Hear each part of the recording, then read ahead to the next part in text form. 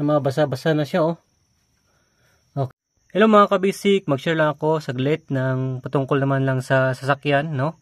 Halimbawa, siyempre ito yung ating clutch ng ating sasakyan. Is pag nagka-clutch tayo, yan. Isang patandaan na kung saan ay meron ng problema ang yung clutch, master clutch mo o yung piston kit ng yung clutch, no? Okay, ganito siya. Halimbawa, pagpas mo ng clutch mo, nakaklas kang ganyan, tapos unti-unti mo siyang i-release, tapos maramdaman mo na lang na parang bumibigla siyang bumibigay, no? Lumulusot yung clutch mo. Okay? Ibig sabihin may problema na yan. Whether dito sa taas, okay? Yan. Yung master niya nasa taas yan. Ito, sa taas na part, yan. Kung makita nyo yung nagpo-push doon, yung kanyang push rod dun sa clutch niya. Check nyo to, mga kabisik.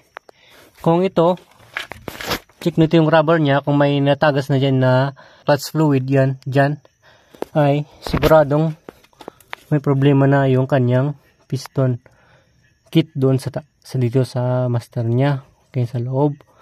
Kung wala naman, dito tayo sa baba.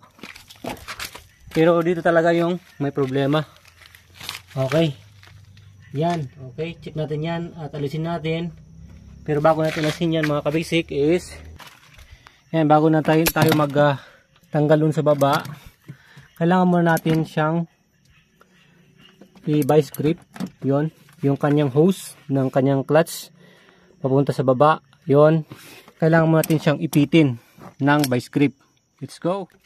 So ayan mga kabasic, naipit na natin yung hose niya para pagtanggal natin sa baba, hindi tutulo yung kanya clutch fluid. Okay, para naka-stop lang siya dyan, okay? Alright, para hindi din magkaroon ng hangin sa linya dyan, patungo sa dito. Ayan. Alright, so na-vice grip na natin yan, tanggalin natin sa baba. So ayan, dito na tayo sa baba.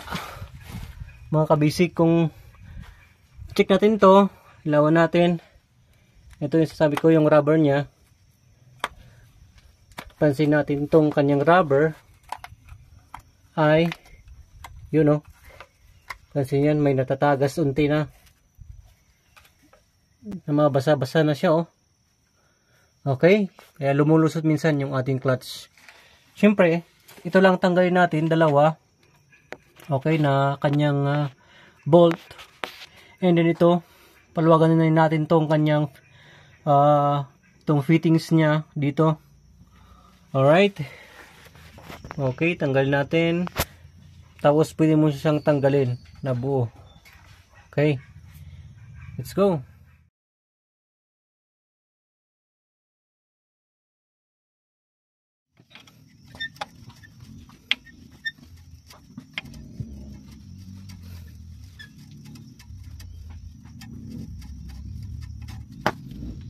Okay. So wala siyang natulo dahil naglagay tayo ng vice grip doon sa taas.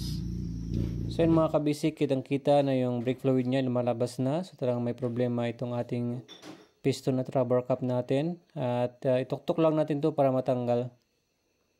Okay, yun yun. Doon sa ating fittings, yan. Ito yung kanyang pag-bleedan. Ito yung kanyang push rod. Okay, so ito yung papalit natin. Mga kabisik, yan. Alright, yan. Yan, medyo lumas na siya. Then, kutin lang natin.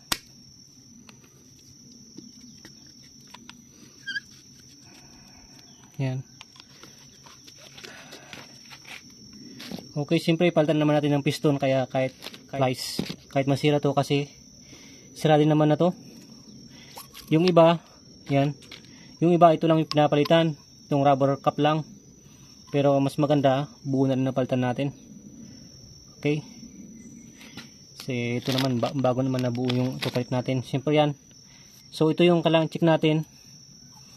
So rough na to. Rough na sa loob. Kailangan na siyang maliha. So lihain natin sa loob para luminis yung paglaruan ng ating cup.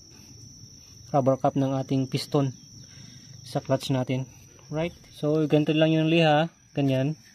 Ikot niyang circle para lusot sa dito. And then, yun. Ganun lang mga kabisik para luminis yung sa loob niya. Pwedeng pasok yung kamay mo. Right. Check na natin. You know, linis na. Luminis na. Alright mga kabisik. So ayan. Tapos na natin nalinisan. At iliha to sa loob. Okay. So lagyan na natin tong bago niyang repair kit. Yan. So, yung bago niyang rubber. Tapos yung first spring. And then ito yung sa may bleeder niya. Yung cap ng bleeder. Spring niya, and then ito yung bago natin. So ito kasi naluluma, syempre ito yung piston niya, ito yung cap niya, ito yung lagi gumagasgas sa loob, itong dalawang ito na cap, kaya naluluma hanggang makakalagpas na yung mga brake fluid dyan, lulusod na yung clutch natin. So ganyan lang po, no? Ilagay natin sa top yung ating spring, yan, saka natin siya ilalagay dito, ganoon lang siya.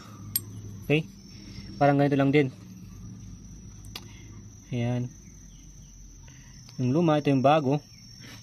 Lagay natin. Pero bago yan, syempre, lagyan muna natin ng pampadulas na DOT3 brake fluid in clutch fluid. Yung DOT3, yun ang para sa mga ganito. Okay? Ayan.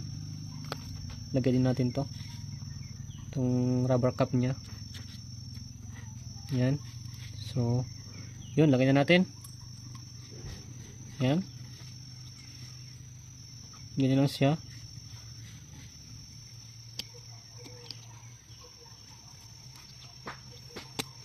Yun. Okay.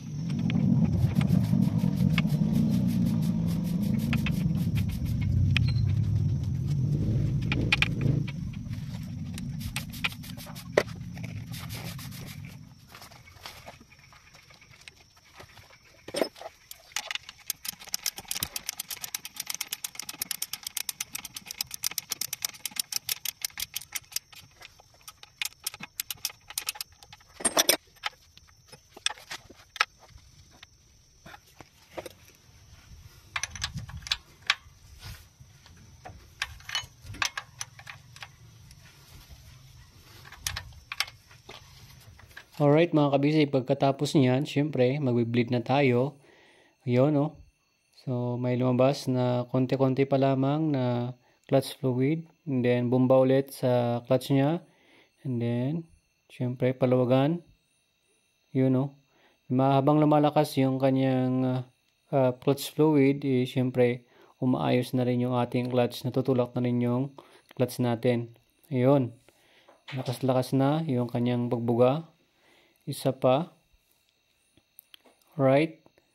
So, bumba-bumba sa taas and then release. Yun. Siyempre, hanggang makuha natin yung magandang force or yung magandang labas ng clutch fluid dyan sa ating bleeder natin. Saka tayo titigil at i-check na natin yung ating clutch kung maganda na. Okay. So, isa pa. Alright. Yun, no? So, yun. Okay na yan. So, tignan na natin. Clutch sa taas, yun, no? Ganda na yung pagkakatulak ng ating clutch. So, yun lang mga kabasic. And thanks for watching. And please like, share, and follow our Facebook page. So, yun. Maraming salamat sa ating lahat. And God bless everyone.